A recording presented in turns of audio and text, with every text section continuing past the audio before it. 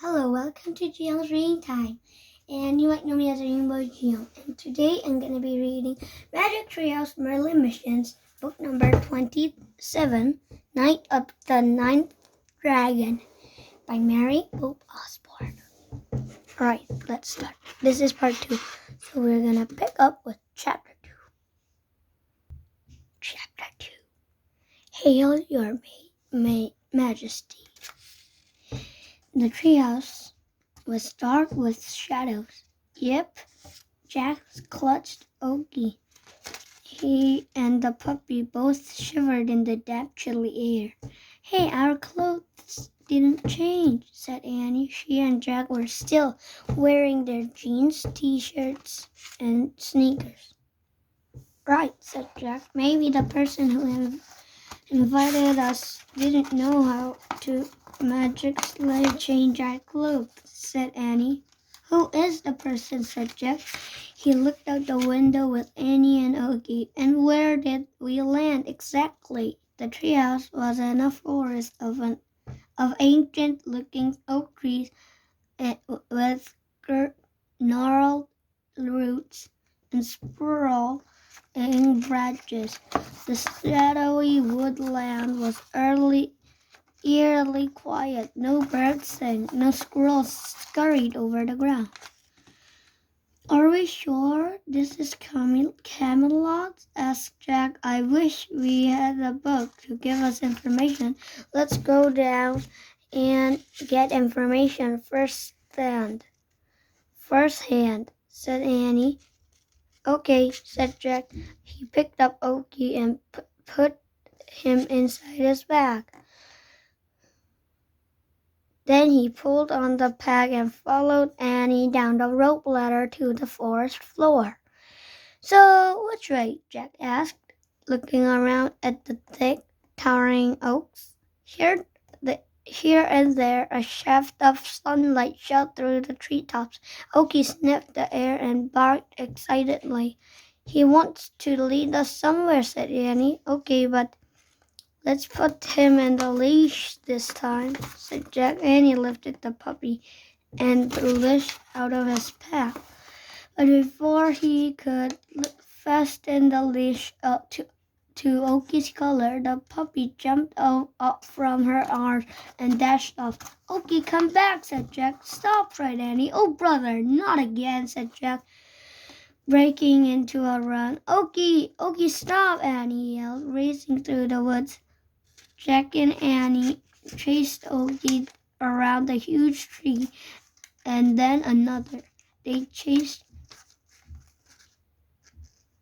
him through the pools of light and shade and over fallen leaves, twigs, and acorns until the puppy dashed from the dappled dark into a bright wheat field. Gotcha! Annie said, grabbing Okie. You've got to stick with us, buddy, said Jack as Annie attached the leash into Puppy's collar. Where are we now? Said Annie. The tall yellow stalks of wheat blocked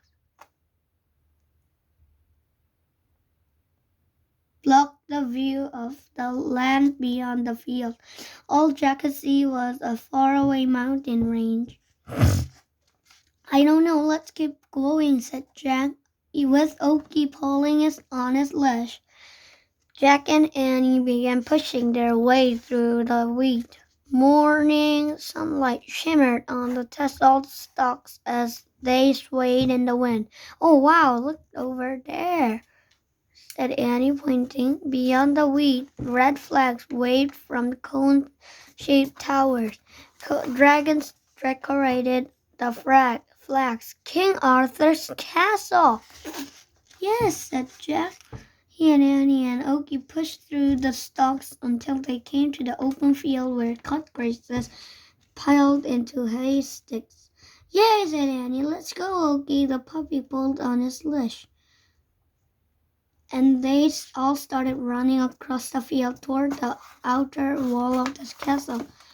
When they drew close, a trumpet sounded.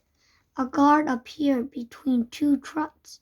The guard aimed a crossbow at them. Annie, stop, Jack yelled. Okie barked wildly. Annie scooped him into her arms. We come in peace, she called to the guard. We have an invitation, Jack shouted. The guard scrawled. The crossbow aimed directly at them. Jack, Annie! Someone called. A golden-haired woman in a green cape was hurrying through the gate into the outer wall. As she ran toward Jack and Annie, the guard slowly lowered his weapon. Queen Universe, said Jack. Oh, wow, said Annie. Hello, hello, Universe said when she reached Jack and Annie. Hail, your majesty, said Jack, bowing. Hail, your majesty, said Annie as Okie tried to wiggle out of her arms. This is Okie, our new puppy. Hello, Okie. She smiled. Universe looked worried. Her golden hair was tangled and her long gown was torn. I am very glad to see all three of you, she said. Did you send the treehouse for us, your majesty? Yes, long ago Morgan explained its magic to me, said the queen. She told me how to send for you if I ever needed your help. So does that mean you need our help now, said Jack. I will explain everything, said Univer, but it is not safe outside our castle walls. Come. She beckoned for Jack and Annie to follow her back toward the gate. Not safe? Why? Jack wondered as he and Annie hurried after the queen. Univer led them through the arched gateway. In the outer yard, Jack saw no sign of knights or servants, or no plowmen or stonecutters or carpenters working on the grounds. Excuse me, your majesty, but are Merlin and Morgan here? Asked Annie and Teddy and Kathleen. No, they left a fortnight ago, said Univer. Only a small number of us are here in Camelot. She waved at the guard beside the gate and the inner wall, and he raised the iron grid sealed off the main entrance of the castle. Queen Universe, said Jack. Jack and Annie followed the queen across the wide courtyard. As Jack looked around, he saw the stables and forge seemed to be empty. No grooms or blacksmiths were at work. Where is everyone, your majesty? He asked. 10 days ago, enemy invaders came ashore in the distant east, and the king and his knights set out to defend the kingdom and push them back, the queen said. After anxious days with no news of the battle, we received the world several bands of the invaders had slipped past the king's army and were heading toward the Camelot. But before they arrived to plunder the castle, I led everyone who was still here to a hill fort hidden in the west. Yesterday, I returned with only a few guards. Why did you came back? Annie asked. The queen sighed.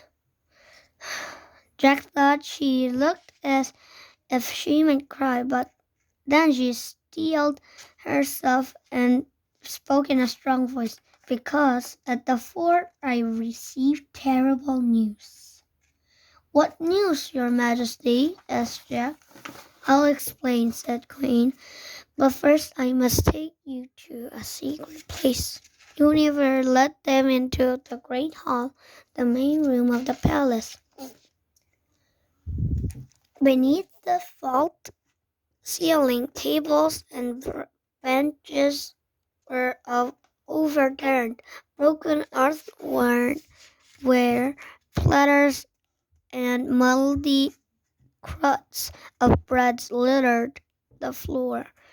Tapestries had been torn from the walls. Jack remembered what the great hall had been like when he and Annie had attended Seal Sabaton. They were bright and filled with music. What happened? He asked the queen. The invaders were looking for gold, she said. They stole the gold candlesticks and gold goblets from the chapel and the gold plates and the bowls from the hall. The queen led Jack and Annie from the chilly hall into a kitchen and pantry. There was no clutter or cooks or sailors were at work in the kitchen. No fire burned. No fire burned in the huge stone hearth. The wind whistled through the open windows. A rat scurried across the floor. "Whoa!" said Annie, stepping out of the way. Oki barked and screamed into her arms. Without even glancing at the rat, Universe led them out of the kitchen, across on inner courtyard and dark stairway. "Were Merlin and Morgan scared too?" asked Jack, climbing after the queen. "Is that why they left?" "Oh no, Merlin and Morgan left with Teddy and Kathleen before word came of the invaders," Universe said. "I believe they know nothing about what had happened to Camelot." "Can you send messages to them, Your Majesty?" asked Annie. "I am afraid that is impossible," the queen said. She took a torch from the wall and hurried down the narrow passageway. Jack and Annie followed her to a heavy wooden door at the end. The queen opened the door and led them to the torch-lit room. Inhaling the sweet, woodsy smell of books, Jack recognized the room at once. "Morgan's library," he murmured. Shelves covered the walls from floor ceiling. The shelves were filled with books from times and places. Fortunately, the thieves were not interested in books, said the queen.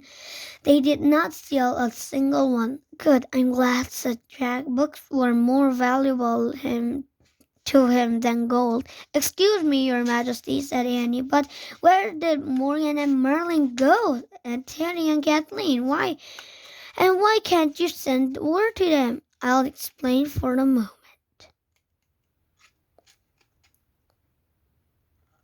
said the queen. She crossed the room and opened another heavy wooden door. Damp, front air rushed in from a lush garden surrounded by tall stone walls. "The answer to all your questions are here," said the Queen Universe, in Morgan Le Fay's secret garden. That was the end of part 2 of Magic Trio's Merlin Missions, Night of the Ninth Dragon by Mary Paulson. Okay, I have to say bye-bye now.